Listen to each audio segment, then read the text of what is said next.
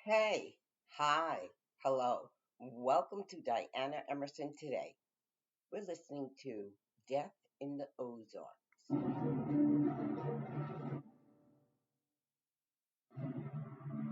and friends in Mountain View are held to grips with the shocking murder of a college student, 22-year-old Rebecca Gould. This beautiful young woman with her whole life ahead of her goes missing, and the whole town was on edge. It's so unusual for something like that to happen here. The police found this very bloody crime scene. It scared everybody. There was a lot of rumors, a lot of speculation. It divided the whole community. There is so much he said, she said. What is the absolute truth? What do we know for certain? I thought the investigation was in serious trouble. The narrative that we've been fed by the police was wrong. He told me there are certain cases that will never be solved. Crazy. Something completely random has happened, and it didn't make sense. If you didn't kill him, you know who did. And if you know who did, you have got to come forward.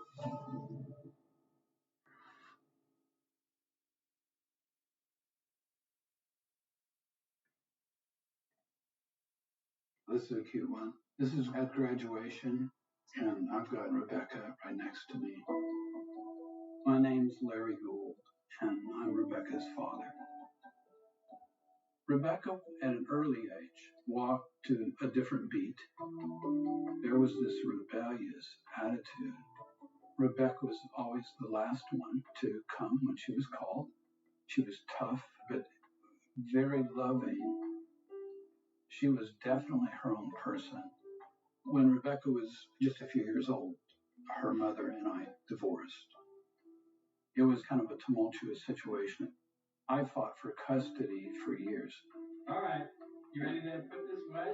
When you only have your kids on certain weekends, Happy Halloween. you want to make the best and the most of every moment that you have. You take them to restaurants, swimming, everything you can imagine that you do that would be different and fun. Every parent, I think, looks at their children and says, okay, wonder what they're going to be when they grow up. There's certain types of people that when they make up their mind, they're going to go for it. And that was Rebecca. Rebecca grew up really all over Arkansas. She ended up in the Mountain View area. The Arkansas Ozarks are very geographically isolated from the rest of the country. A lot of places around here did not have paved highways until the 1960s. Even today, there are many places up here where you cannot get cell phone reception for days at a time. It really is remote.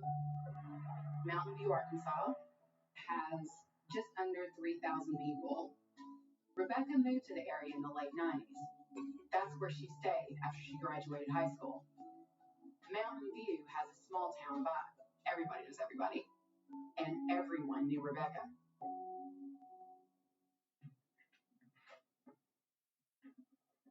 Rebecca was one of the most beautiful people I knew, inside and out. In 2004, she didn't have a place to live, and I had an extra bedroom, and we just got to know each other through living together. I had two mini dogs, and she had her dogs, and so that kind of bonded us. Rebecca was fun-loving, free-spirited, bossy. She wasn't afraid to back down from a fight if she needed to, but at the same time, she was very caring and very giving. In 2004, Rebecca was 22, and she had been dating Casey McCullough. Casey and I first met whenever we were working at Sonic. We hit it right off because, well, we shared a taste in music, movies, and just art altogether, and we became friends. He sang and played the guitar. Whenever you're working, especially in fast food, you kind of got to entertain yourself to get through the monotony, and I and Casey was good at entertaining. They had brought in a new general manager, and he brought with him some of his friends. And that group was Teresa Apple and Rebecca. I was behind the counter working, and I heard Larry say, "Who is that walking in the front door?" And Oh no, she's fine. She's beautiful. Casey and Rebecca became inseparable, and Casey kind of became all about Rebecca. She always said how sweet he was, you know, how he just kind of doted on her. But at the same time, Rebecca was going through a period of transition. 22, it's a time in our lives when we're figuring out who we're going to be, what we're going to do. Sometime in late summer of 2004, Rebecca asked to talk to me privately. She wanted to move over to the Fayetteville area to go to a college there that would prep her to be accepted into the University of Arkansas. Her goal was to become a Razorback. That's what she wanted. She made a comment to me that I'll never forget. She said, "Dad, I want to be like you." She meant to make something of her life academically and to go on and grow. Rebecca had a sister, Danielle. She was 1 year younger, and so they were very close. She and Danielle had moved to Fayetteville, Arkansas. They were going to a community college there, and on weekends, Rebecca would come back down with Danielle. Danielle would stay with her boyfriend at the time, and Rebecca would stay with Casey.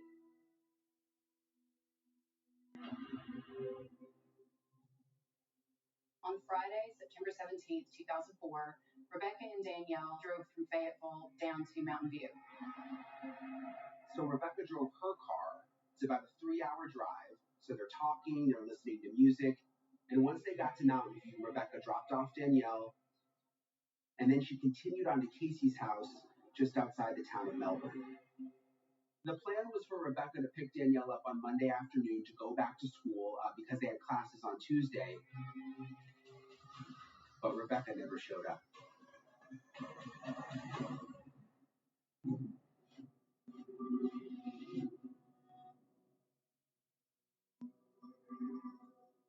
I was in my office, and there was a phone call. It was from Rebecca's mother, and she was frantic.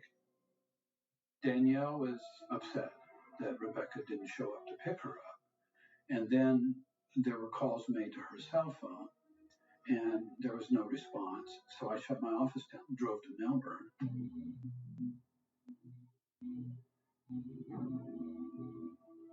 After Rebecca did not show up on that Monday, Danielle called her mother, Shirley. They started to call friends. They were calling Casey, everyone they could think of, and they couldn't find her. Tuesday morning, Shirley called the Ozark County Sheriff's Department to ask police to do a welfare check on Rebecca. In a welfare check, you're just looking for a human being. You're not looking necessarily for evidence of a crime. At 8:30 on Tuesday morning, that deputy who was dispatched stopped by Sonic and located Casey, and the two of them together went to Casey's residence. When the deputy arrived at the trailer with Casey, they looked around.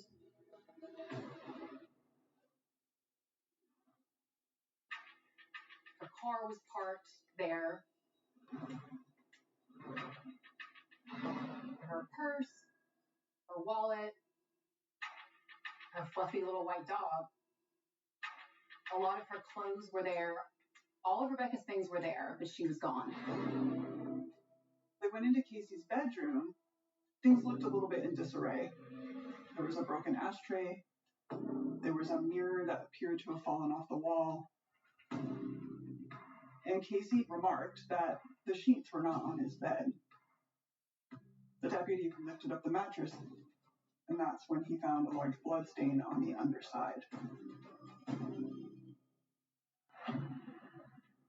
So he asked Casey if he could look in the washing machine, and upon opening the lid of the washing machine, he did see bedding in there. He also noticed a bleach dispenser tray what appeared to be blood.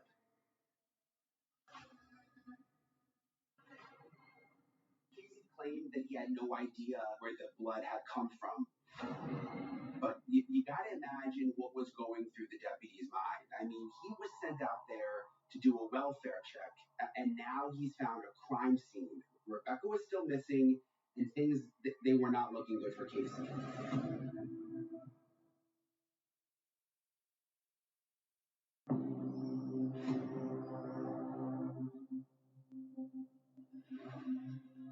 Once the local police found the blood on the mattress, they did exactly the right thing. They immediately turned the case over to the Arkansas State Police. When Arkansas State Police investigators arrived on scene, they found a very large blood stain on the carpet, blood spatter in the corner of the bedroom, bloody pillows stuck under Casey's bed, and a wash rag underneath his bed. There were little spots of what looked like blood on one of the trash cans, and there were cleaning supplies on the counter. It looked like someone had done a cleanup job. The back door of the trailer appeared to have been broken in some form or fashion, as if someone was trying to break in or out of it. When they inspected the back porch of the house, they found blood smears on the steps. The trailer is in a very remote location. It's set back from the road. You have to know exactly where it is. Police developed the theory that there had been some kind of altercation. Something bad had happened to Rebecca in that trailer.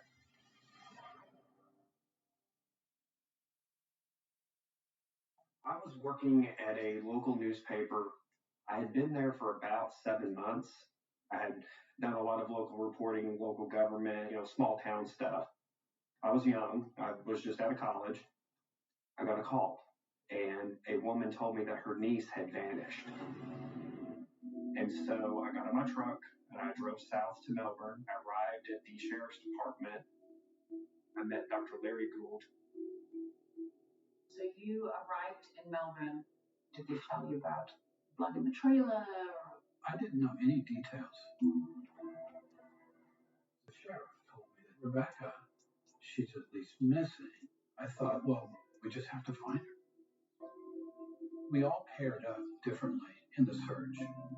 The search efforts were primarily focused around where the McCullough residence was. One thing that stands out in my mind is we were all out down this dirt road that was up from Casey's.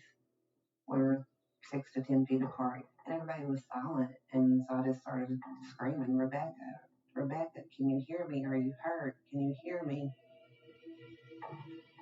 To know that Rebecca was out there somewhere, it was just very scary.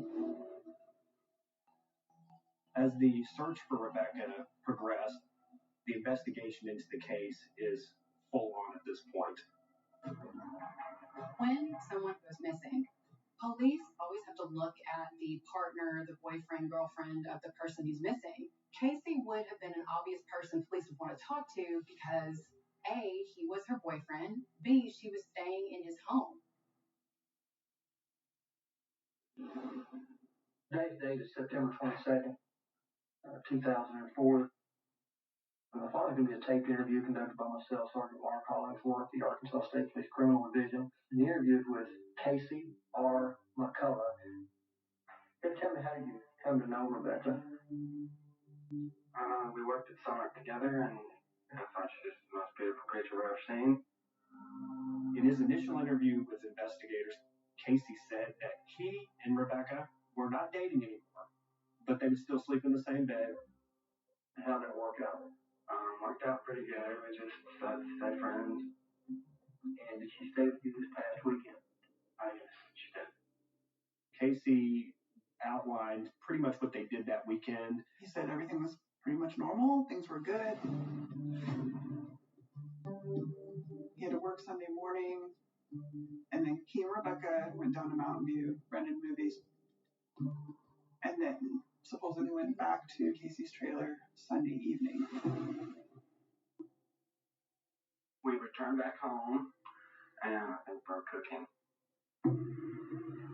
And she looks out the window, and she sees somebody out on the dirt road.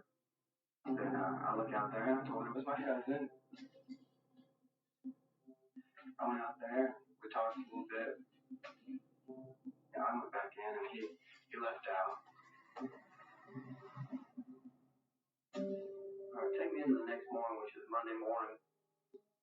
I woke Rebecca up. She took me to Ozark. All I remember is saying bye, smiling to each other, and waving. That's the last time I saw Rebecca. Casey said that he worked all day after Rebecca dropped him off at work, and that when he got off work, that she was supposed to come and pick him up, but she never showed up. Casey said he didn't go home at all that day. He hung out with friends and stayed the night at their house. The next morning, he went straight from his friends to work, and that's when he spoke to Rebecca's mother. She sounded really worried and freaking out, and so I asked my manager if I could go down to the house and see if she was there. I drive up, I see her car, I walk in, and I see a dog. Rebecca goes nowhere without that dog. Okay. Checked our room, and no sheets on the bed. And I thought it was very odd because she just washed them the week earlier. I feel like there's something, not right. Let's do this, Casey. What do you think has happened to Rebecca? I think she was killed. I don't know who did it. Just one at a time, okay? Take your time on this. It's difficult. Where do you think it took place at? It had to have happened there. Did you have anything to do with Rebecca's disappearance? No, sir. Did you in any way cause any harm to Rebecca? No, sir. Well, the police can't really hold someone without any evidence. So while investigators may have had suspicions about Casey, they had to let him go. What they really needed to do was verify Casey's story. On Sunday, September 19th, I was grocery shopping, and as I was exiting, I saw Rebecca and Casey, and I was like, "Oh, hey, how are you doing?" And Rebecca said, "We're just renting some movies, and I hang out and watch movies tonight." The next day, I was working in Sonic, and Casey was supposed to be there at 8, and I remember the opening manager saying, "Where's Casey?" screaming from the kitchen. Then Casey showed up. Nothing really out of the ordinary other than just, "Sorry, I'm here." So he went back to the kitchen and he went to work. And I think that I saw Rebecca's car waiting to turn. And then apparently she stopped by the gas station. The cashier told police that Rebecca had been in the store, that she bought a cappuccino, and that she went out and took a right back toward Casey's trailer. So, sometime after 8 a.m., that's the window of time when she may have disappeared. Throughout Monday, Casey's at work. I went in to check my schedule. I see Casey. I don't think he got off till about 4 or so that day. I say, "Hey, buddy, we're getting ready to go to the movies this evening." And Casey says, "Okay, cool, I'll go." We go to the movies. We go out to get something to eat. And when we get back to my house, either his phone was dead or out of minutes. I can't remember. He says, "Larry, can I borrow your phone?" He called his phone, I guess checking his voicemails. He comes back and he says, "Nobody can get a hold of Rebecca. Her mom's left messages on my phone freaking out." We all just reassured him. Maybe she doesn't have signal. Maybe her phone's dead. They smoke some weed. Casey decides he's going to stay the night. So he never returns to his own residence that day. Casey stayed with us. He was there the whole night. Several witnesses vouched for Casey, so investigators, they thought this was an airtight alibi, but Rebecca was still missing. The police, they've obviously found this very bloody crime scene. At this point, they have to find her.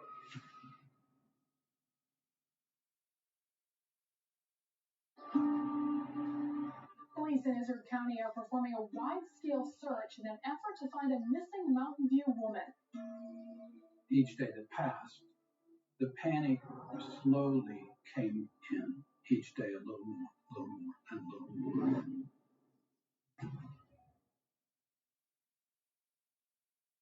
Monday, September 27th, 2004, I got a tip that they are searching down Highway 9. As I was coming onto Highway 9, I noticed in the sky, there was a few at first, but I noticed vultures. And I noticed as I got closer to the spot where they were searching that there were more and more. And it was really ominous because it was like a perfectly bright sunny day, and you just see these birds swirling. And then I see cars lined on the side of the road. So I pull in behind this set of cars. I get out and down this embankment. I see a searcher. And I asked the searcher, I said, "Are you guys out here looking for Rebecca?" And he points, and there she was.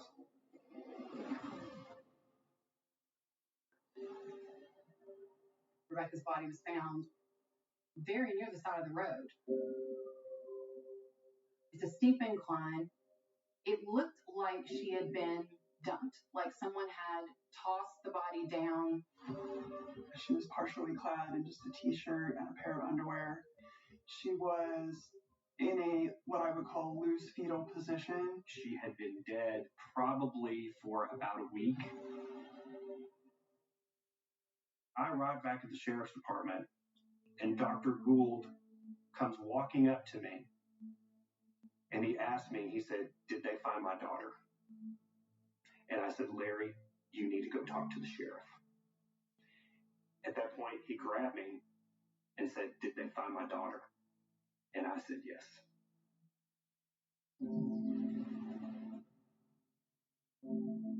At that point, I mean, I just obviously lost it. I mean, I was just in tears, and still to this day, I mean, I wanted to see her, and they told me you shouldn't, and that can play on your mind.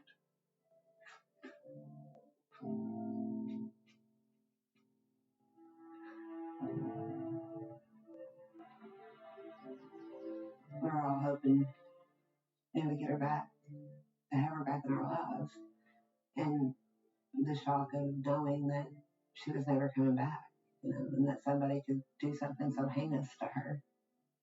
And it was very hard to come back from that.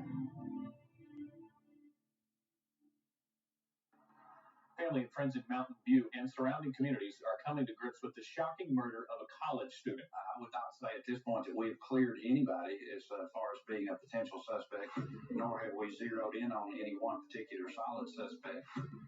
I can remember when I first heard about Rebecca's murder, it was so unusual for something like that to happen here.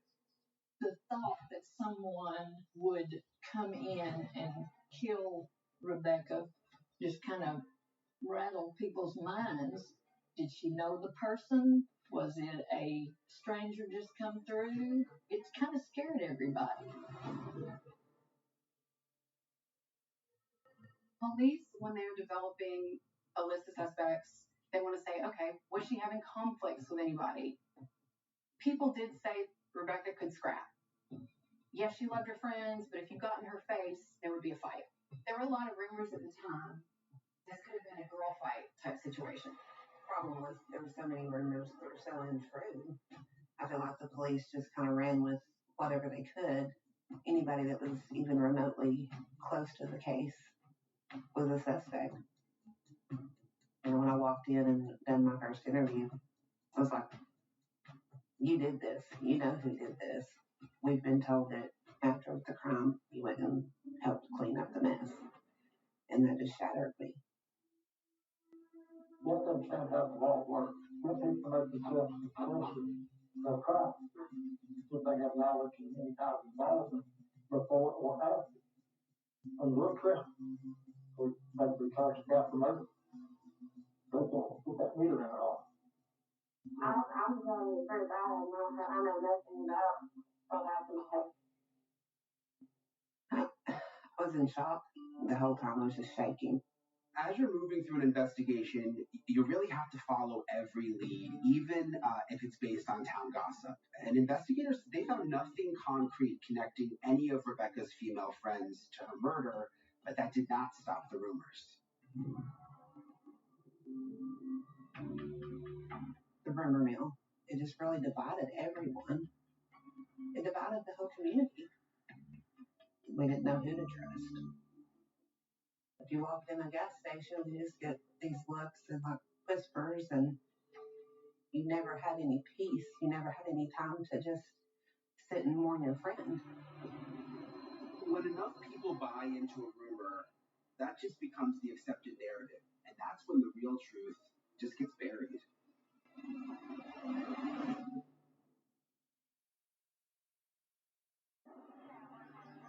We now know that it was a horrific crime. We're in shock. It's the type of thing that you think only happens to other people. Dr. Larry Gould and his daughters, Tiffany and Danielle, hold on to each other for comfort. Their sister Rebecca was found murdered, and at the bottom of this embankment, The state police has the best of the best, as far as I'm concerned, involved in this case. I did what everybody does when these things happen. You trust law enforcement. But this is the preliminary aspect of a criminal investigation, and they're not going to tell you anything. As with any investigation, only members of law enforcement knew what Rebecca's injuries were. None of the details from the autopsy were made public or shared with Rebecca's family. The official cause of death listed by the medical examiner was blunt force injuries of the head, and the official manner of death was classified as a homicide. She had basically a shattered nasal structure, so she'd clearly been hit in the nose. And then she also had 4 to 5 fractures on the left side of her head. Whoever hit her really hard. The medical examiner did say Rebecca possibly could have been strangled, but he couldn't make a conclusion on that. The medical examiner also could not determine whether Rebecca had been sexually assaulted because of the level of decomposition that her body experienced.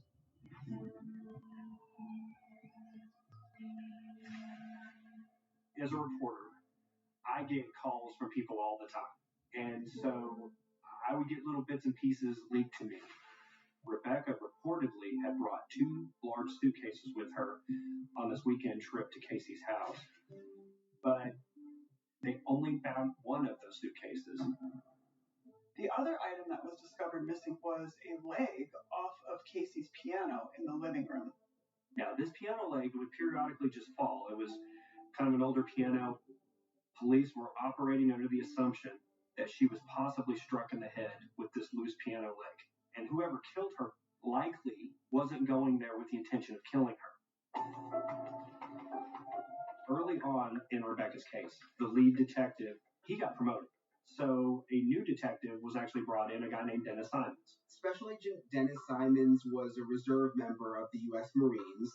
He was a trooper with the Arkansas State Police for about 5 years before he officially joined the Criminal Investigations Department in 2004, and he was local to the Mountain View area. Rebecca was known to consume marijuana. Dennis had a theory that this was drug related, and so he's trying to vet everybody in Rebecca's world who has some type of drug connection. He interviewed a lot of people, and he went down a lot of rabbit holes. And so you have a new suspect, and that's Chris. Chris had a reputation of being a bad boy, had a rough exterior, had a rough upbringing. Chris was in the drug scene in Mountain View, and he and Rebecca were friends. He knew Rebecca from school. They had grown up together. Rebecca did buy some pot from Chris's friend a few days before the murder, and there were rumors going around that Chris and his friend might have had something to do with it. There were some local residents who said they overheard Chris make some comments about the murder, about not actually committing the murder, but maybe being there or hoping to move her body with his vehicle. Investigators interviewed Chris multiple times. They gave him a lie detector test, which he failed So police became sort of convinced that he and his friend had been responsible for it. Chris kept telling investigators that he was innocent. But the more he was investigated, the more people in the community seemed to come forward with these stories about him.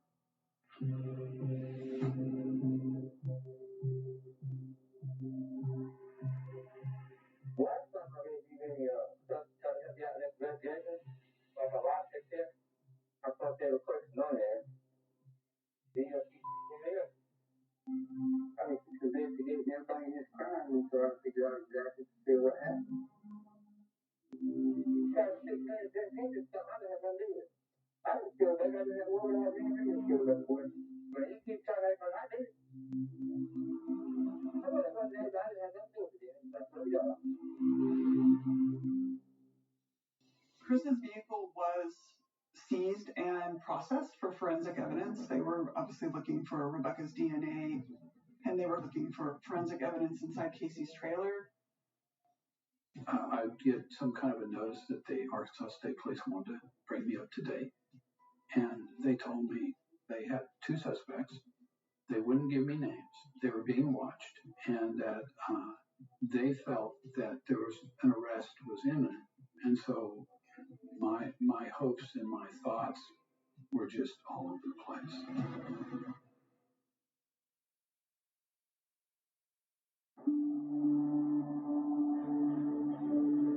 The lead investigator in the case, Dennis Simons, he was telling people that Chris was the guy. They never found any evidence that he had been to that trailer or that he even knew where it was. No evidence, no DNA, nothing that would put him at the crime scene. Despite all of the rumors swirling around Chris, the prosecutor on the case eventually told Dennis Simons that the evidence was just too circumstantial, and in order to charge Chris and his friend with Rebecca's murder, he needed more.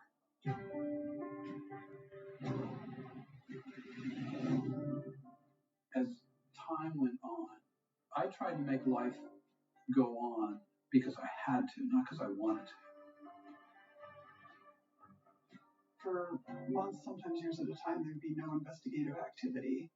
It was almost like they just sat her case file on a shelf and it was never coming back down. That they'd given up. People just wanted answers, and there was none being given because the investigation was going nowhere.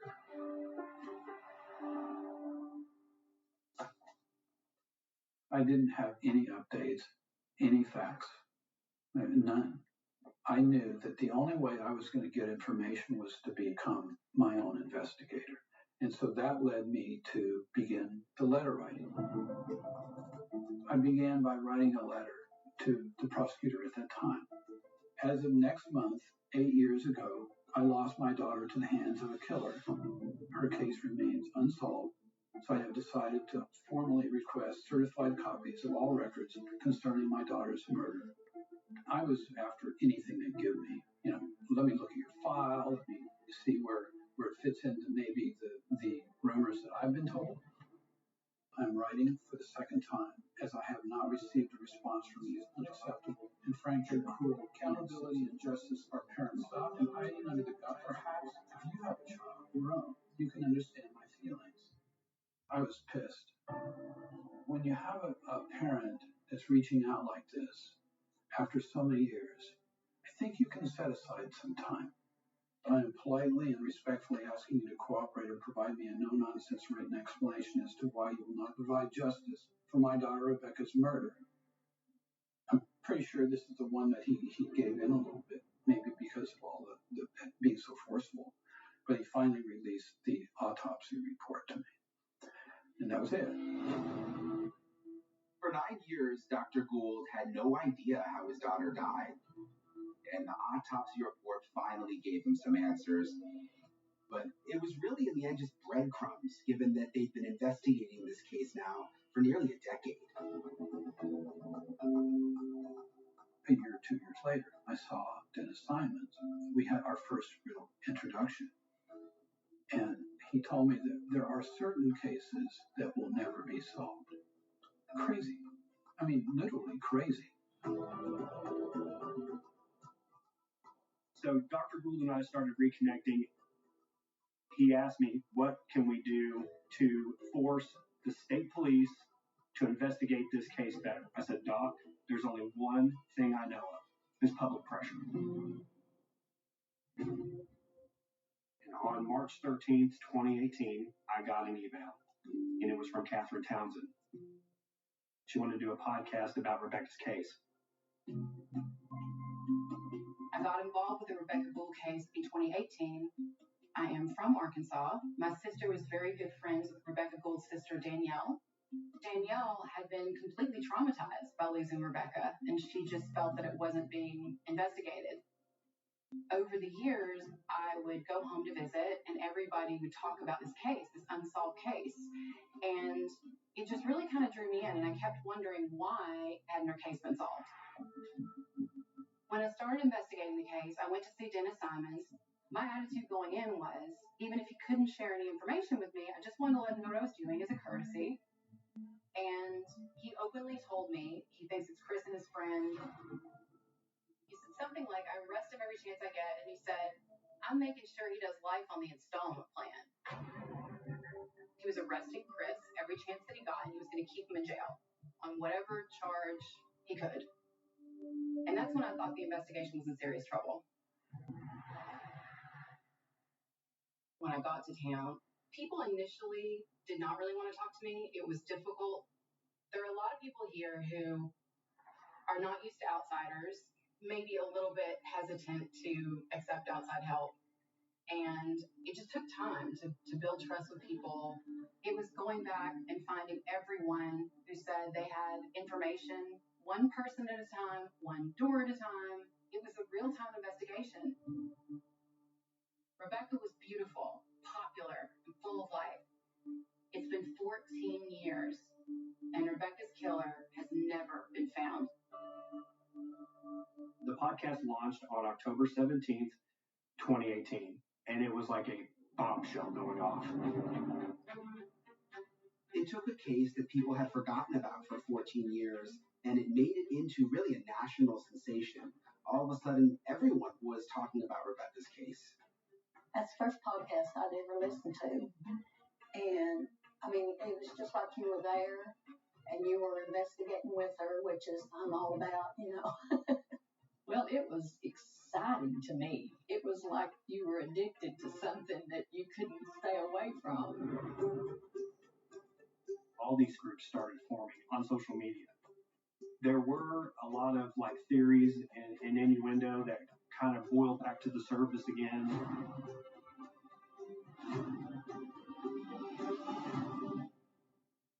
Everything in the world was being thrown out there that at some point there was something on there that we had killed her, put her in, and buried her in my backyard. When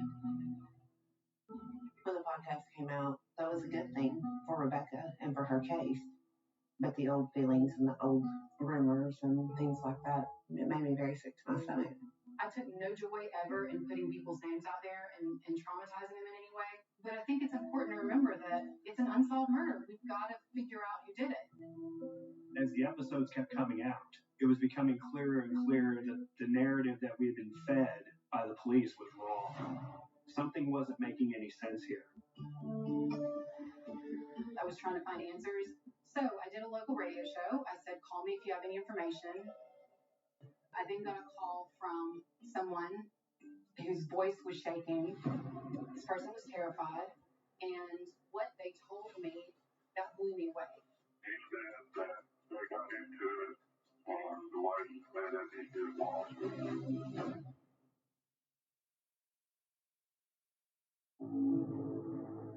I got a call from someone who said that they had worked with Casey putting up like cell phone towers in the years around 2010. And they said that Casey was drunk and was sort of talking about the case. Casey had told them Rebecca was trying to break up with him. And, you know, we aired a short interview with this person on the podcast. He said that she was telling him that this would be the last time that he saw her because they were, I guess, coming to him. They got into it on the license plate that he just lost it. When he said he hit her with a wooden object. He hit her on his leg. He stepped on the guy bridge and threw it out.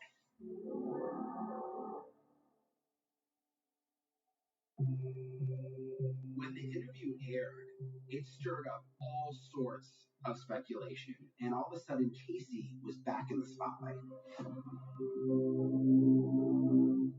One of the first things that I was trying to figure out was what the relationship was between Rebecca and Casey. When I spoke to Casey's friends, they told me he described her as the love of his life, but Danielle had told me that Rebecca was ending things with Casey.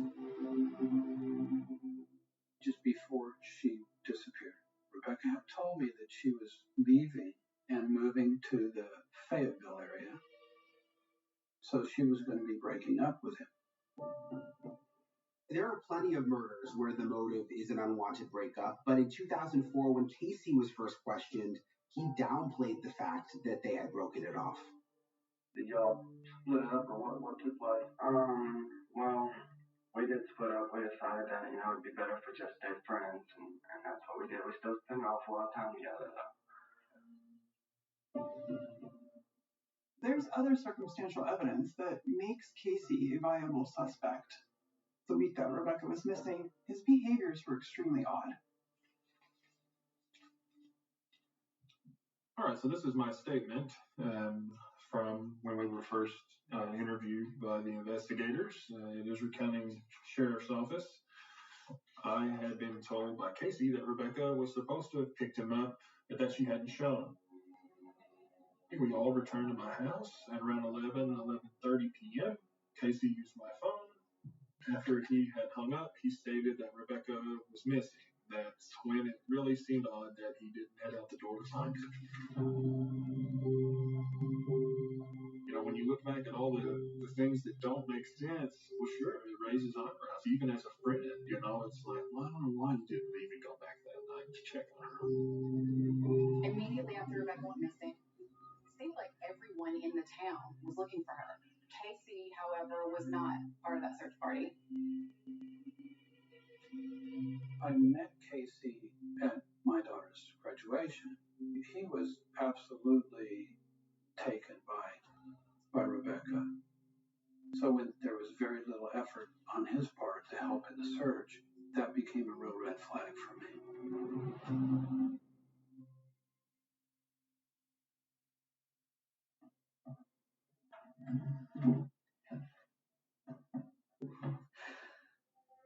I met Casey in 2010 in Texas. My dad was a project manager for cell phone towers.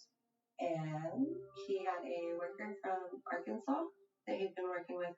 And that person brought on Casey. He was kind of a hipster dude, cute, had a little swagger about him, I guess you could say. I would not have guessed that he was from Arkansas just from talking to him. He felt a little more cool than that. He had a very fairy tale way of looking at life. Eventually, he just moved in, pretty much.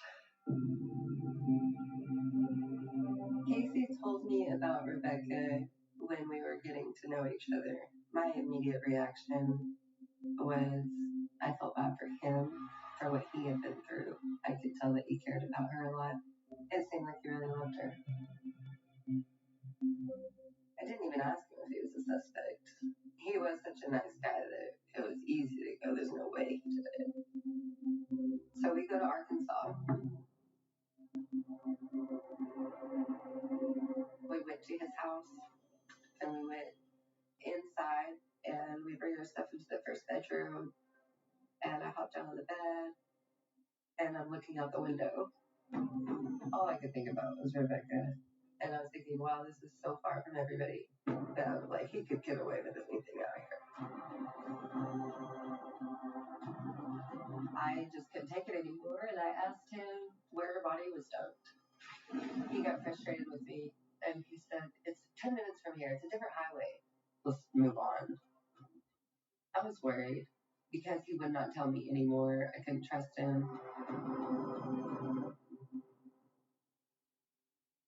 Casey went back to Arkansas, and then I hear nothing else until the podcast.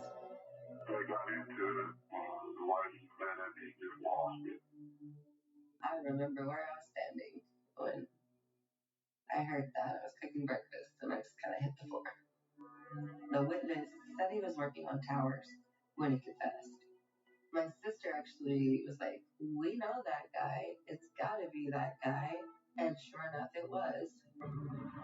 We went to the witness's house, took the statement, and at that point it became part of the official case file.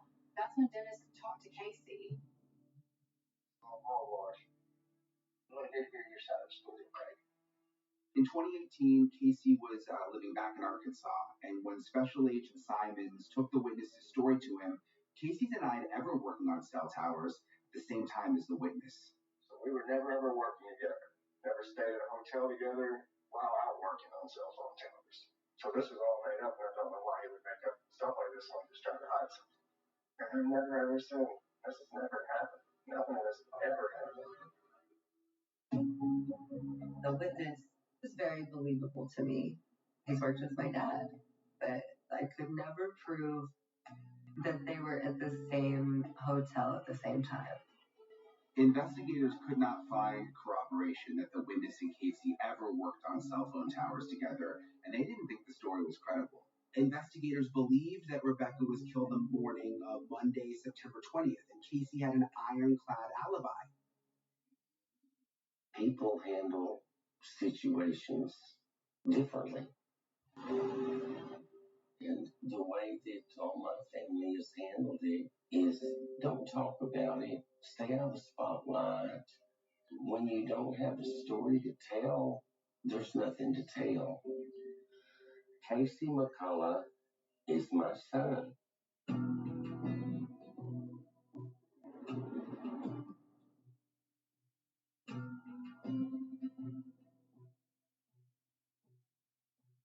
Casey was always such a loving young man.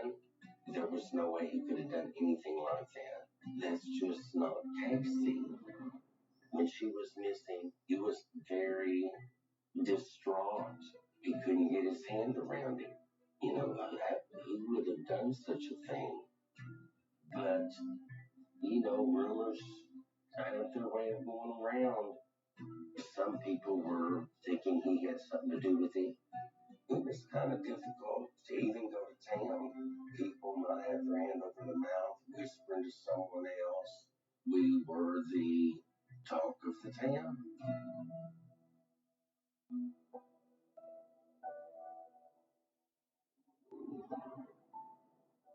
Ultimately, Casey kind of just became a recluse and sequestered himself from everyone. And he was just different from then on, as you would be, I believe in my heart that there's no way Casey would be involved in anything that would be harmful to Rebecca, So the longer this goes unsolved, you start to think something completely random has happened that none of us can see because it is just so random.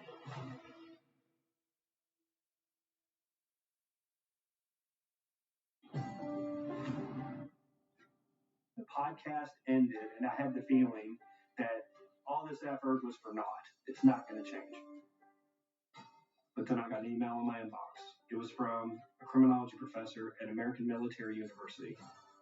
She had heard me on the Helen Gone podcast, and she became very intrigued with Rebecca's case. That house is remote. You have to know it's there. Right. I am a combat Army veteran and former counterintelligence agent, and I'm a criminal investigator for my local sheriff's office in Colorado. I binged the podcast and I was pretty much hooked. But what hooked me is some of the specific actions that Rebecca's killer took in the aftermath of her murder. It's got to be someone with a tie to that residence. They've been there before. Yeah. Because they took her out that back door. They did. Jennifer saw this case the way I saw it. Whoever killed Rebecca Gould moved her body and cleaned up the mess. These are critical details that cannot be ignored. That means that the killer has an intimate connection to the house. They leave all of this evidence. They leave her car. They leave her dog. So they're going to know this was the last place she was. Right. By the end of 2018, it was clear that Dennis Simons had focused the majority of his efforts towards trying to find things that would implicate Chris. But why would he stick around and remove Rebecca's body to a secondary location? And why does he care about cleaning up Casey's bedroom?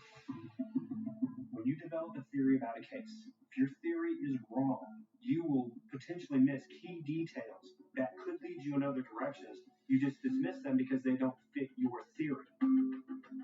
I promised Rebecca that I would find her killer. It was a promise to never quit. She deserved that. So I filed a complaint with the Arkansas State Police against Dennis Simon. One of the things that I mentioned was if this case is ever going to be solved, that Dennis Simon would have to be removed and another investigator brought in. In 2020, out of the blue, I got a call. I saw the Arkansas State Police number flash up, and I picked up, and this person said, "My name's Mike McNeil. I'm a new investigator on the case. I hear you may have some recordings for me." I was told by a source inside the state police that they had had enough of the bad publicity. Now, their public statement was that Dennis was retiring, and they assigned Special Agent Mike McNeil to take over the case in January of 2020. He did the one thing nobody ever did. He came in my office. For the first time, I knew I was getting somebody that was sincerely listening to what I had to say. And he did exactly what I asked to be done in my letters. Go back to the beginning. To attempt to interview Casey McCullough. It's March 16, 2020, at approximately 3:30 p.m. It's nice to finally meet you. Yeah, I was waiting on you. George and I did have communication with Mike, and I could just tell from some of the questions he was asking us that he was looking at the McCulloughs. Casey, listen, man, whoever did this spent at least an hour or more doing laundry and trying to clean up. That's what I always thought. I was like, why would someone do that? And the first thing that crossed my mind is they were on drugs and they didn't realize what they were doing. Chris, his adopted parents, they owned a trailer like 5 down down road. Did y'all check that out? When Casey talks to Special Agent McNeil for the first time, he throws out the same theory that the previous investigator had, but McNeil completely dismisses that idea. People on drugs that kill people flee immediately or they burn the place to the ground. You think Chris is going to hang around a homicide and do laundry? Listen, there is so much he said, she said in this case file. What you do is you focus on what is the absolute truth. What do we know for certain? Mike McNeil clears Casey because of his alibi. He clears Claude, Casey's dad, because he was driving a truck in upstate New York at the time. And then he starts going one by one through all of the male members of the McCullough family that had ties to the trailer where Rebecca was killed. At the same time, Jennifer and I decided that we were going to start a Facebook page. Unsolved Murder of Rebecca Gould. And we started getting a flood of members. We wanted as many people as possible. And we never censored comments. We actually encourage people to brainstorm, give us your ideas. We followed it every post, every step of the way. Every step of the way we'd call each other and discuss it. What do you think? Or what do you think? People were constantly fighting online. Like, if it was one of Casey's friends or one of his relatives, they were defending him, and then somebody would chime in and say, "Oh, you must have had something to do with the murder too." And it was just conversations like that, and they would just erupt. My sister was very vocal on the web page. My sister is very opinionated, and she can take so much, and then she gives her opinion, whether they want it or not, I guess. George and I hoped it would bring people out of the woodwork who maybe knew what happened to Rebecca. And then a guy named William Miller joined the group. He was from the Philippines. We could tell that, from looking at his profile. Why is somebody from the Philippines joining our page? Now, we had a member of our volunteer team, I guess you could call it, who had mapped out Casey's whole family tree. Jennifer, she texted me and she said, "Do you know who William Miller is?" And I said, "That is Casey's cousin. That's his first cousin." I thought, he's in here under his real name. Okay. You would think he might be concerned that we know he's a member of the family, but, we weren't going to stop him, just monitoring him. It was in January of 2020 when I received the first direct message from William Miller. The first thing he sent me was a screenshot of a newspaper article. So I responded like I do to everybody else. I just kept it cordial and normal, but we continued to communicate throughout 2020 about different topics. Several times he said that he hoped I would get justice for Rebecca. He said, "I think you can solve this." I said, "How did you even learn about this case?" And he just said, "Podcast," one word. A couple months later, I brought it up again. I said, "I can't remember if I asked you, but have you ever been to Arkansas? Like, did you know anybody, like, related to this case or something like that?" And he responded with, "I've been to all 50 states." I said, "Okay, so he's definitely trying to hide his relationship to Casey's family." We had done our research and we knew that he'd been living in Texas in 2004, and he had a fiance and a small daughter. And then Jennifer and I learned something that was a bombshell. We found out that William Miller had been in proximity to Rebecca within hours of her murder.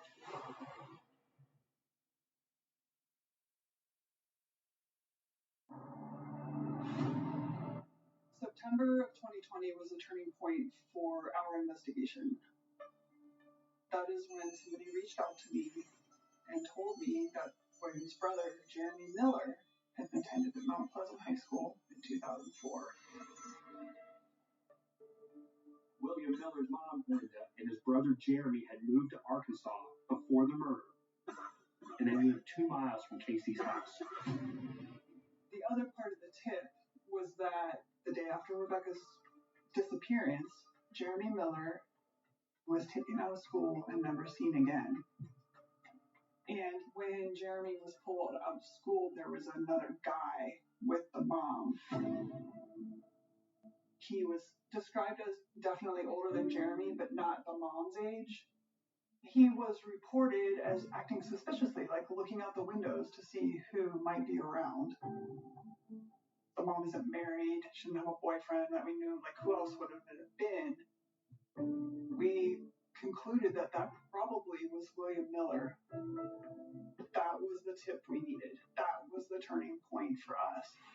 And I realized his motive for joining the Facebook group was probably much different than I originally thought. Now, here's the thing. The police knew that William Miller had been in town that weekend. Remember, Casey had said that a cousin of his had come to the trailer on Sunday night. Rebecca, she looks out the window and she sees somebody out on the dirt road. And I told her it was my cousin. I went out there, we talked a little bit. And I went back in and he left out. Your cousin, what's his name? His name is Billy Miller. Back in 2004, a few days after Rebecca was reported missing, the Arkansas police did actually follow up on this lead. They had police in Texas track down Billy along with his mom and his brother. What Linda told investigators was that shortly after they got to the Melbourne area, Jeremy started having trouble in school. So she decided she wanted to move back to Texas where they were from. And so on Sunday, Billy came up to help them move. Billy told them basically the same story that Casey does, that he just showed up at Casey's house. He just was there for a few minutes. They talked, and that he left, and that the next day, the same day Rebecca vanished, they decide they're going to take this impromptu trip to Branson, Missouri, which is 3+ hours away.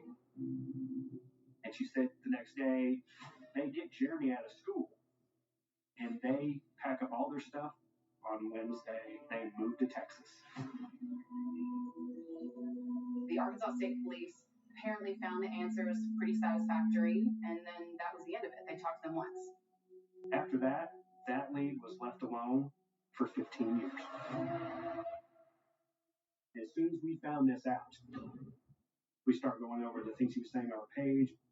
It was clear from his messages that among all of the McCulloughs, he was the one who really focused in on some of these details. So I made sure that the person who reached out to us went to Investigator McNeil and told him there's recollections. Well, Mike did his due diligence and conducted a background check on William Miller to see if he had a criminal history. There had been a couple accusations made about him, but that those accusations never resulted in charges or a conviction. One was aggravated assault against his ex-wife, and another was molestation of a minor, a child. William Miller lives in the Philippines. He worked on oil rigs all over the world. Special Agent McNeil put a flag out for his passport. He said he's not a suspect in this murder, but he's someone I want to talk to, so let me know when he comes back into the country. So he gets the notification in October of 2020, and he knows William is in the country at this point. William Miller was in Oregon because his mother and brother were now living in Oregon. McNeil calls Linda Miller, and he says, hey, I need to talk to you. I need to talk to Jeremy, and I need to talk to William. And she said, I don't know when William's going to be back home. He works overseas, but Mike knows that William is in the U.S. If William has no involvement, why is she lying for him?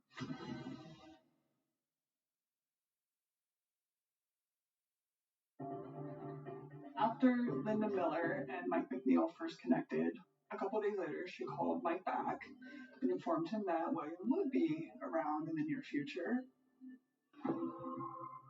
So the state police sent Mike McNeil to Oregon to interview him in a little town called Cottage Grove. Feel like you want to have a seat right there, sir? You can take that mask off if you want to. I'll sit over here. We'll try to stay 6 feet apart. Sure, and that kind of thing. So how's it going? It's going all right. Yeah. William Miller goes into the interrogation room to talk with Mike McNeil, and they're having a pretty bland conversation about the case, the facts. Mike's building rapport with William, making him feel comfortable, all the typical stuff you do to put somebody at ease. You got any kids? I got 2 kids. In the Philippines? Yeah, in the Philippines. One of the key turning points is when Mike tells William, there's others in your family who have been willing to take polygraph tests. If you ever make it back to Arkansas, maybe we could, get you to take a polygraph because a bunch of people have taken polygraphs in that thing. What were your thoughts on that? Whatever you want, I'll give it to you. I don't have nothing to hide. Yeah.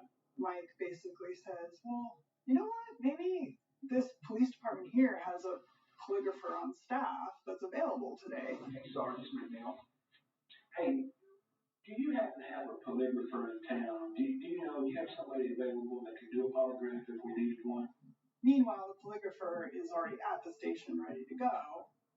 Immediately, you can tell William's body language. He starts tensing up. As in the whole court, correct?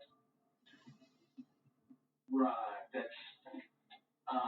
I'm not a polygraph guy, and when the polygraph guy gets here, he'll explain it all to you. Moments later, the polygraph guy is in there, and now William's trapped. Hey, hello, sir. Hello, how are you? Good. My name's David, State Police Detective. He is asked several specific questions about if he had anything to do with Rebecca's murder. First question is, did you cause that woman's death?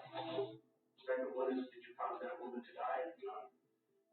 And then the next one is, are you responsible for causing that woman's death? No. So he gets to the polygraph, and then, William pretty quickly asks, how did I do? You failed the test. The test, yes. And so my heartbeat felt like it was just beating out of my chest. Yeah. And so what that tells me is that there's a couple things it tells me, right? It tells me that this doesn't tell me that you're a bad man. It just tells me that, hey, when you answer that question, you're not telling the complete truth. All right. You can see it, the stress is just like emitting itself from him. And then he goes, I think Mike has some things to show you. So they switch.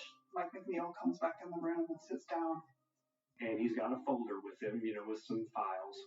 He opens it up and he shows William a picture of a rag. The rag that was found underneath the bed. This is a washcloth that was under the bed that the killer used to clean up. It was watered up in a ball. Okay, we've got the killer's DNA on that washcloth. Okay. Would there be any reason for your DNA to be on that washcloth? It shouldn't be. It shouldn't be on there.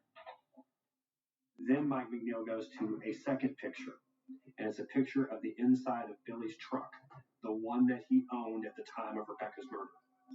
He had the Texas Rangers track this truck down and had pictures taken inside of it. Look familiar? Yeah. Yeah. That's your truck. Yeah. Okay. Biological evidence, Billy, lasts for decades.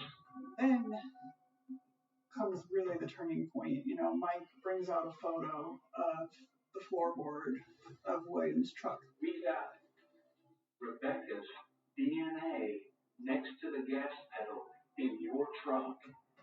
Mike McNeil is using a time-tested technique here, the bluff. He's got no evidence linking Billy to this crime. The wash rag, floorboard, there's no conclusive DNA on any of it, but he wants to see how Billy will react. No question about it. Her DNA's in your truck. So what you have to do is you have to explain to me how that's possible. If you didn't kill her, you know who did. And if you know who did, if you're covering for Casey, dude, I'm telling you, you have got to come forward right now with what you know, because you cannot get around biological evidence in the floorboard of your truck. So tell me what happened, Billy. Tell me. I did not kill her. Who did?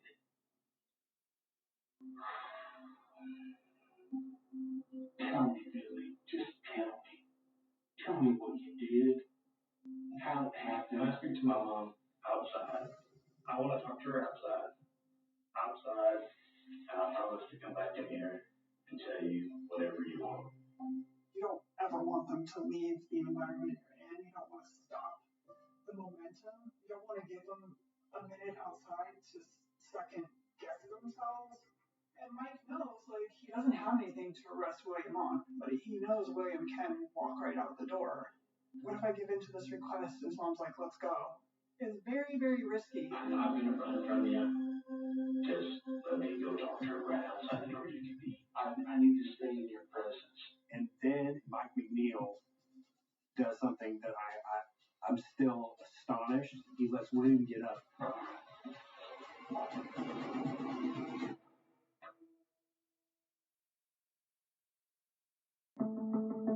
We're going to get your mom, and we're going to step out here and tell her. And you're going to tell her what you're going to tell her. And then we're going to come back in here. Okay. McNeil takes this huge risk and lets William Miller leave the interview, just leave the room, and go outside to talk to his mom. It was just when it seemed like he was inching towards a confession, he just lets him go. That was one hell of a decision he made. But I think Mike read William well enough that he was going to be able to get William back in the room. Okay. We need to have a conversation. I held up my end of the deal. Let's talk. There isn't anything about this that you forgot. I know that because I've been doing this a long time, but I'm just going to tell you that I did it. I did it. I'm sorry. I'm sorry for what I did. And that's when Billy finally admits that he was the one who murdered Rebecca. Walk me through it. I'm just going to tell you that I did it. You can't just tell me you did it. You got to tell me how you did it. I played everybody as a fool. Everybody. I never told anybody but you right now. I just whispered in my mom's ears, I need to pay you for what I did, and I'm sorry.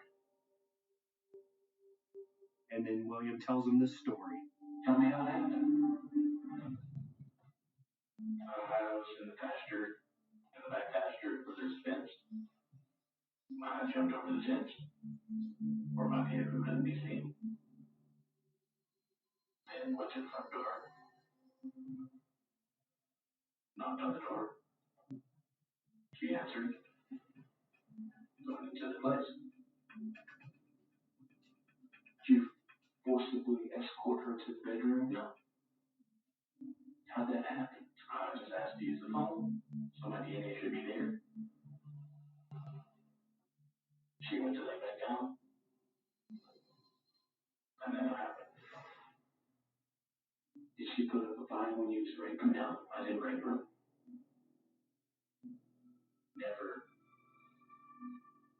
touched her like that. Your intentions were to go in there and just kill her? Why? It was like a light switch that just went off, and I don't know, it just like angry or just kind of, I don't know. Billy goes on to say that after he hit Rebecca, he strangled her with a necktie that he found in Casey's bedroom. He said he put the tie in Rebecca's suitcase.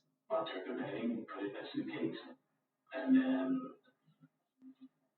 took the mattress, and then, because there was blood on it, and then, wiped up everything the best way I could. Where's the suitcase? Let's go to Arkansas, and I'll point it out to you, where I threw it. When I talked to Danielle, she said Rebecca's oversized black suitcase was missing. Billy knew where the suitcase was. That was hard physical evidence that could tie him to this murder.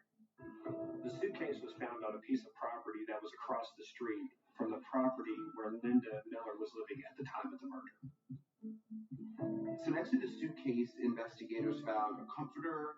They found some sheets that matched the pattern of bedding found in Casey's washing machine back in 2004, but they did not find a murder weapon, no piano leg, no necktie.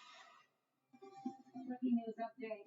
Major breakthrough in a murder investigation that spans nearly 2 decades. An arrest has been made in the case of Rebecca Gould, who was killed in 2004. 44-year-old William Miller was arrested in Oregon after living in the Philippines for years.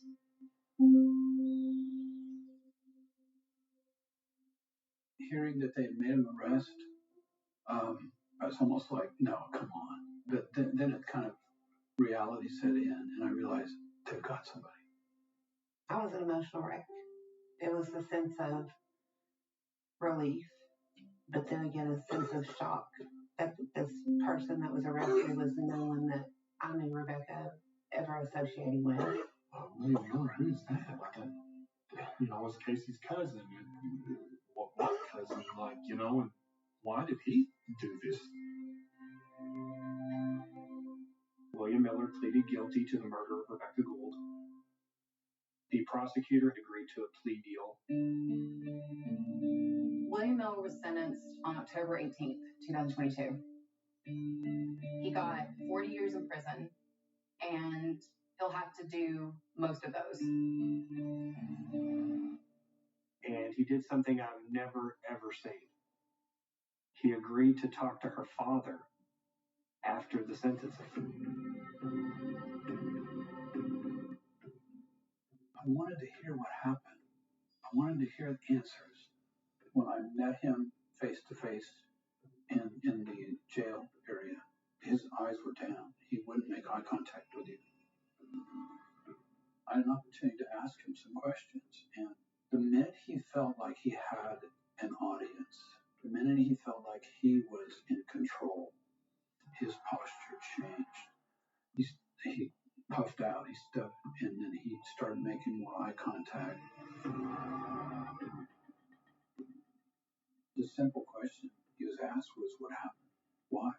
He said that he hit her and then immediately started giving her CPR. So give me a break. He never strangled her, according to him, and he was attempting to revive her to save her life. His story completely changed. And so, did he rape her? Did he actually strangle her? I don't know. There's a lot of questions that don't have answers. The one thing that we know for a fact is that William Miller is a liar. There were several details that William Miller gave in his confession that did not make sense. He claimed that he went to the McCullough property early on Monday morning. He killed Rebecca, took her body, disposed of her over on Highway 9, several miles away, did a semi-cleanup of the trailer, and said he was back home before his mom and brother even got up for his brother to go to school.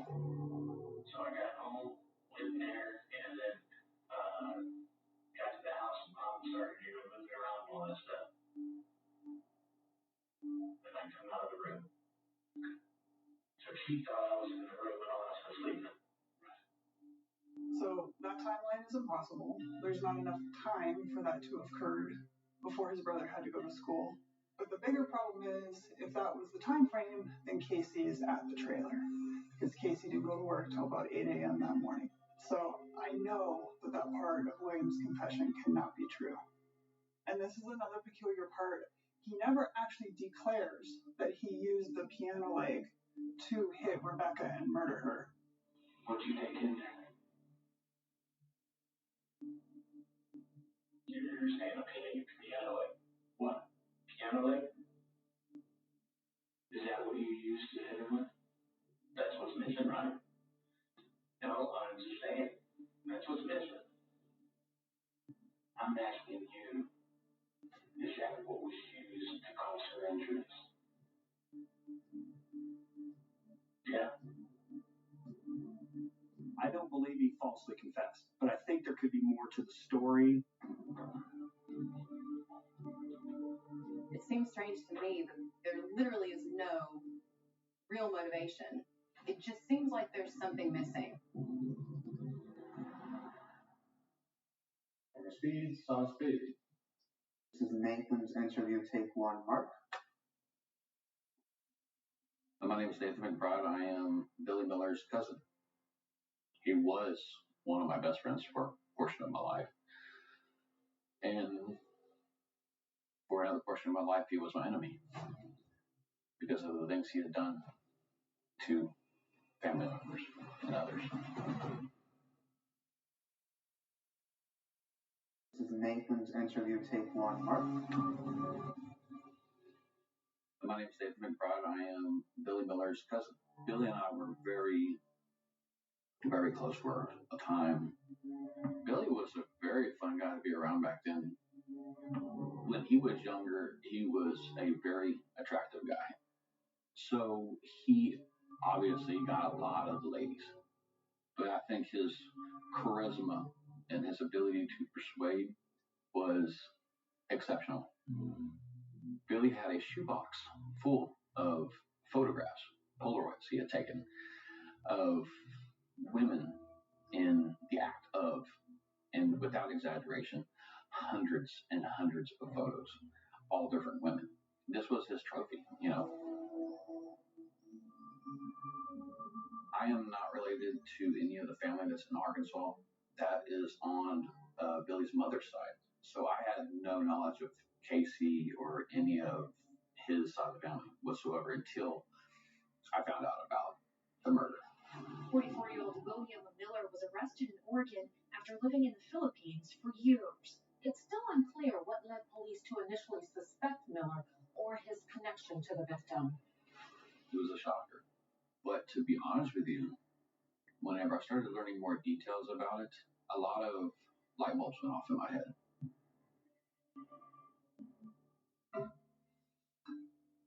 Billy had been accused by a family member of trying to date rape her.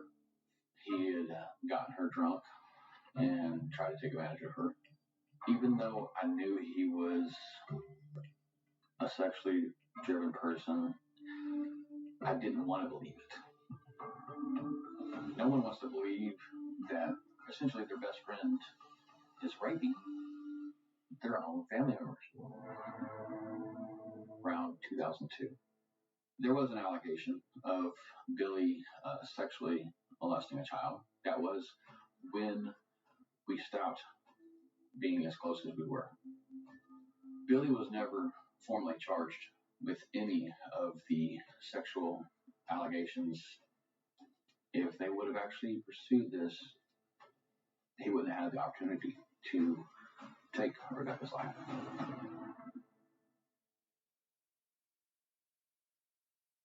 I believe Billy went to the trailer to try to have a sexual encounter with Rebecca. And her resistance sparked him to commit the murder. I do believe he was the sole murderer of Rebecca. As far as Casey or any of the other McCulloughs, I honestly think that they were victims of this crime. Not near to the magnitude of Rebecca, but they were victims of Billy. Rumors have their way of going around, and with people insinuating or saying that Billy ended her life, but someone helped him, it's just a farce as far as me and my boys go. We did not know. Some people can't just drop the story. It's like a never-ending story. I am just glad that Rebecca's family got closure. One of the most curious things about this case is that William Miller got away with Rebecca's murder for a very, very long time. It's almost like the renewed interest in the case lured him out of hiding, and he almost couldn't help himself. I think he very much enjoyed the cat and mouse game that he played online, nobody knowing that he was actually the killer, that he could reveal himself when he wanted to reveal himself, and then he could go back into the shadows whenever he wanted to go back into the shadows. At the plea hearing, I was told that I had to write a victim statement. 18 years ago, my life changed forever. 18 years ago, many lives were changed forever. My precious daughter, Rebecca Christian Gould, was taken from us. You took away a chance for a young, tenacious, and blossoming girl to dream of her possibilities in life. You took away from me my opportunity to watch those things happen. My daughter was dumped like trash. You were long gone. You have had 18 years of life, family, children, money, a career. Today that ends, and today I grieve. I will leave you with this one statement. Rebecca lives in all of us. She will never die. Rebecca inspires us all to better our lives and to know that love and grace are words I will remember her by.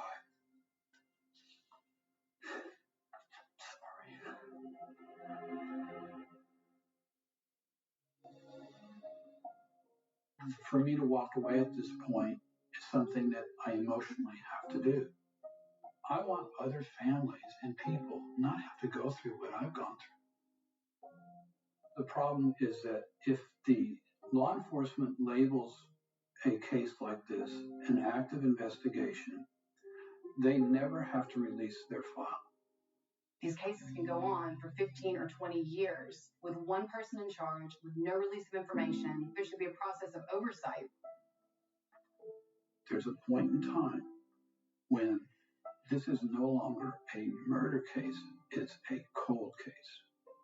I'm not here to belittle law enforcement, but I think they need to change their procedures and get a different cold case team to come in at a certain point in time. Turn it over to people that are trained for this next phase of it. If there's anything that's obviously been overlooked, purposefully or not, it can be caught. So I'm asking for change. And to me, that's my way of giving back. I want it to be called a Rebecca Law, to honor Rebecca.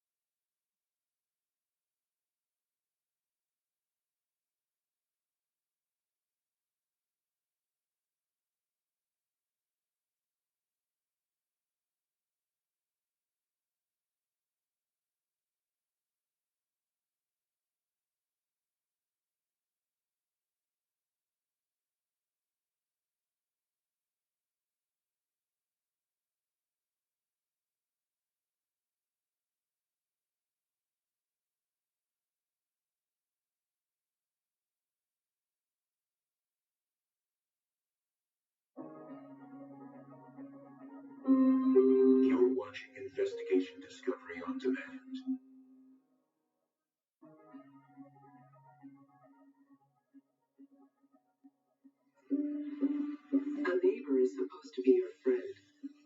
It was real peaceful there. Good neighbors, good place to be. But not all friendships are built to last. It started out as a small dispute between neighbors.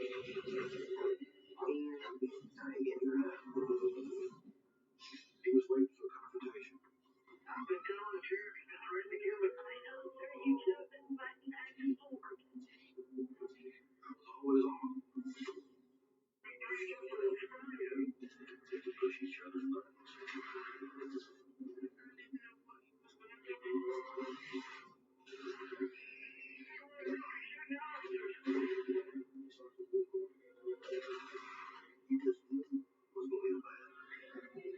Sometimes the thing that fences make good neighbors is the absolute truth.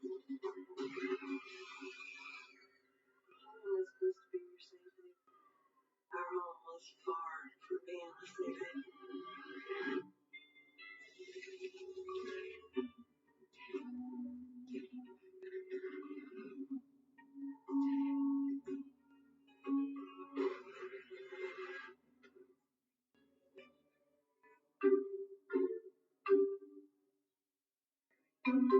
Caldwell County, in the foothills of the Blue Ridge Mountains, is the kind of place where everyone knows everyone, and folks pride themselves on being neighborly. There's like much less of it in the country. When Tony and Amy Moore moved in that summer of 2007, we all thought they were just about the best neighbors you could hope for. Just a happy couple with two beautiful young girls. Tony had survived a tragedy where he had lost his leg, so it was great to see the family full of hope and looking to the future. Knowing you got own your own house. It was just built exactly the way you wanted it. We were happy. Real quiet. Just good neighbors, good place to be. Perfect American dream. Tony and Amy bought their land from their next door neighbor, Roland Youngs, a Vietnam vet in his early 60s. Roland's wife wasn't in the picture, but his daughter Alicia still lived at home with her boyfriend Ricky. Roland's dog Harley was a household favorite. We all got along and tried to do things together as a family. Roland would give you the shirt off his back if you needed it. I mean, he was just a good guy. Out here in the country, folks depended on each other to get along. So Alicia and Ricky wasted no time welcoming their new neighbors. I noticed Tony was handicapped, so I felt the need to maybe go see if they needed any help. I went over there, and the Moore family seemed like a pretty nice family. It was beginning of a friendship. As much as Tony liked his neighbors, turns out he didn't need much help. The truck driver hit me left. I lost my leg, and I've only got about 50% use of my arm. I take care of everything I'll fix you with. Just say this mother leg.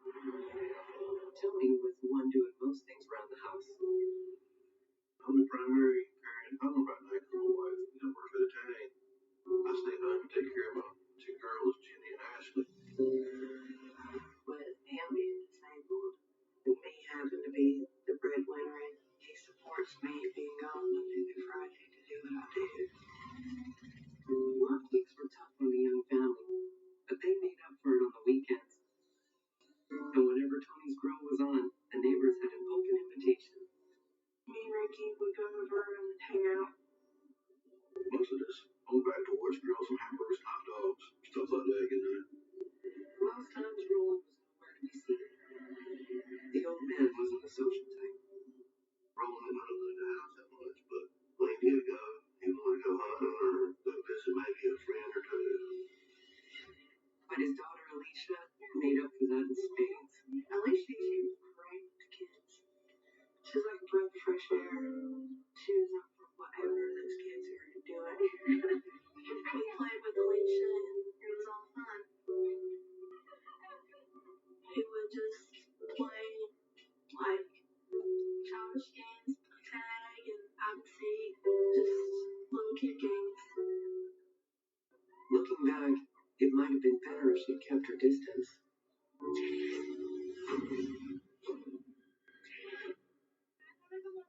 Alicia had asked to take the girls over to see her movie collection and see what they could borrow. Okay, go ahead.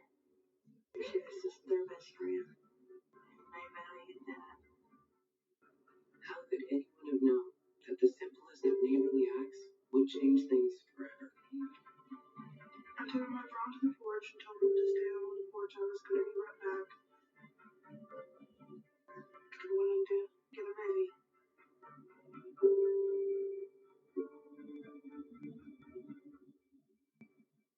One of the girls opened the door. As soon as she opened the door, it was like the dog ran out. This is detective's fault. He was screaming. This dog's gonna kill the kids.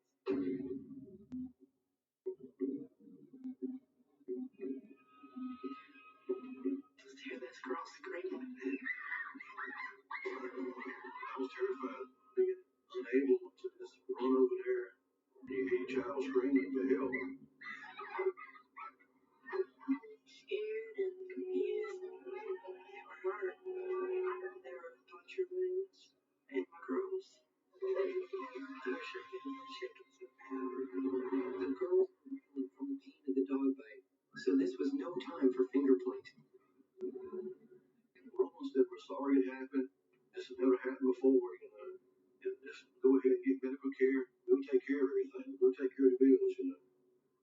My parents took us to the hospital.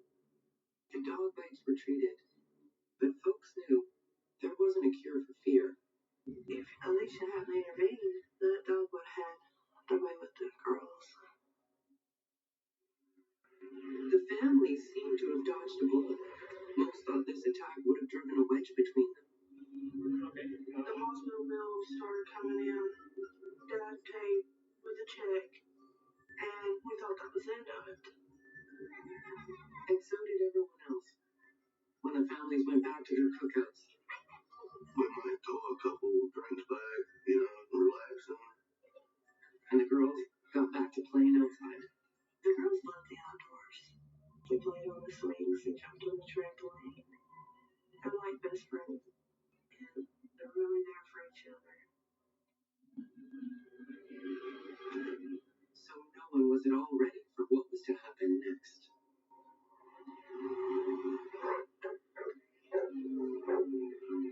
Tommy brought us another hospital bill. That was for the exact same amount that Dad had paid the first time. And I'm still Dad thought that Tommy might have tried to reformat the doctor bill to get him to have to pay the bill again. Man just got a angry demeanor about it. He just, I'm not going to pay that much. We figured, why should we be stuck with this bill? His dog did our children, so we'll file a civil suit. The Moores were mad enough when the court sided with Roland. But what he did next just sent them right over the edge. Roland told me, says, go over and tell Tommy I'll give you $20 a month to pay the bill off, even though the court said I didn't have to pay it. And Tony said no. He wanted all of it or nothing. And that's when it just went off to pieces. Tension was now simmering between the once peaceful neighbors. Most thought it was only a matter of time before bad blood started boiling over.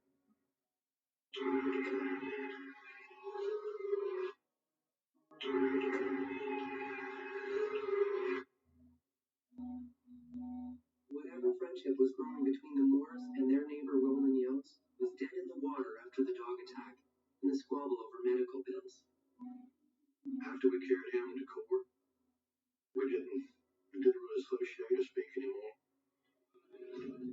The Moores were done with Roland Youngs, and you can't exactly walk away from your next door neighbor. There was nothing to separate my property from his. I wanted something to just be a divider between us and our property.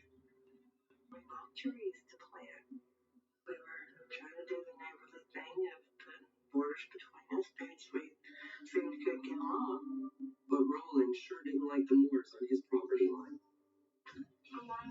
that Tony was doing was aggravating my dad. I tried to tell Roland that Tony was fixing up the yards, making the yards look nice. I was just trying to keep the peace. But that's easier said than done. When they first got to him, Roland Yachts and Tony Moore got along great. But after a while, it started getting rough. The neighbors were starting to butt heads, and no one had any idea how far they'd take it. Well, disability checks. They come this month. I had thought I heard there was some commotion going on that night down that way, but you don't check on everything going on the road. Of course, Tony had his suspicions about what was really happening, and two to play at that game.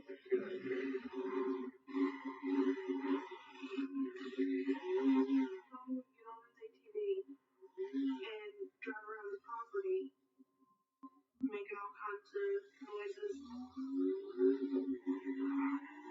And it irritated Dad.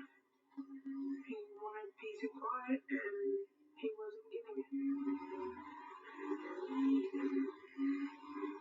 Tony rode his ATV Most every single day.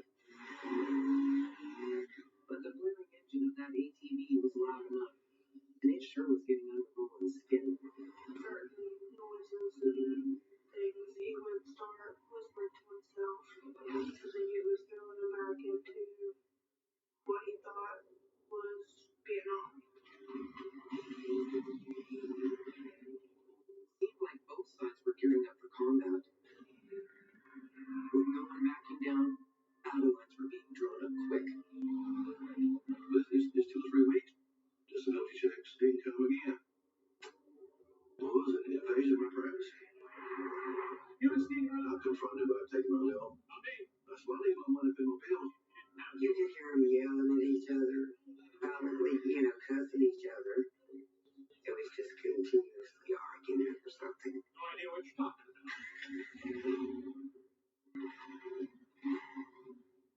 The more stuff that happened, the more things got tense. And Roland wasn't above a little show of force. We were scared to go outside. Roland always had the dog out and be walking it. He agreed to keep his dog confined, but we just didn't realize how bad he was. And old man Youngs was headed over the edge. We started to worry about what's going to happen in the dark while we're sleeping. While he was away, sounds outside would keep everyone on edge. I was scared to know that he was out there. And like the mail, something else started disappearing from Tony and Amy's house. I leave on Monday and come home Friday, and there's at least 10 trees gone, just plainly pulled out of the ground. I'd wanted everything that a normal family wanted. Trees in certain places of the yard, flowers. He just wasn't allowing us to have that kind of tree. But the Moores were one step ahead of their neighbor. I had a surveillance camera I put in my yard to watch the property now to see if I see anything.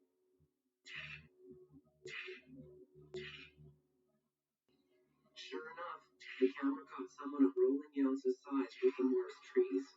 We showed it to the police department, but it wasn't clear enough for them to do anything about it. We have to go by actual physical evidence. But a lot of times that just doesn't happen. Or our hands are tied. Tony and Roland, you could see it just agitating, just, going on and on. Neither one of them was going to give. We had went out to check the mail, and the mailbox was glued shut. Couldn't even get the key into the slot to even open it up. You got a law about it. They told the same thing. We didn't see it. It was frustrating not to be able to do something to get these guys to settle down and try to be at least decent neighbors. I was trying to keep the peace between Tony and Roland. And the more I talked and tried to lead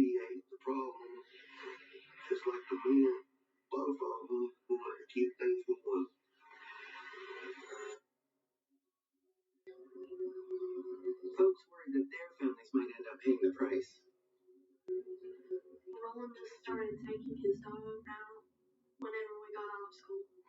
You really don't want to get off the bus when there's this dog that can hurt you.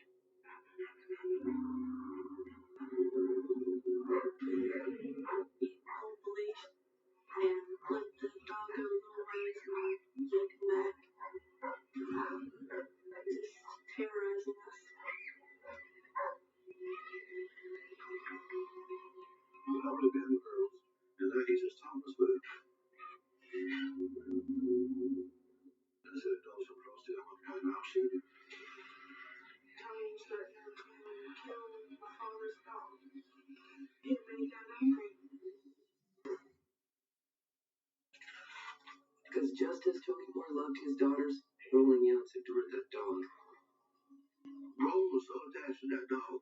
When they first got him, he'd put her in his pocket and walk around with her in his pocket. And he loved it. That was his dog. You can explain to somebody what we can and cannot do, but if they feel in their hearts that we're not doing enough, it's going to escalate. The worry was that Tony and Roland were going to keep at each other's throats.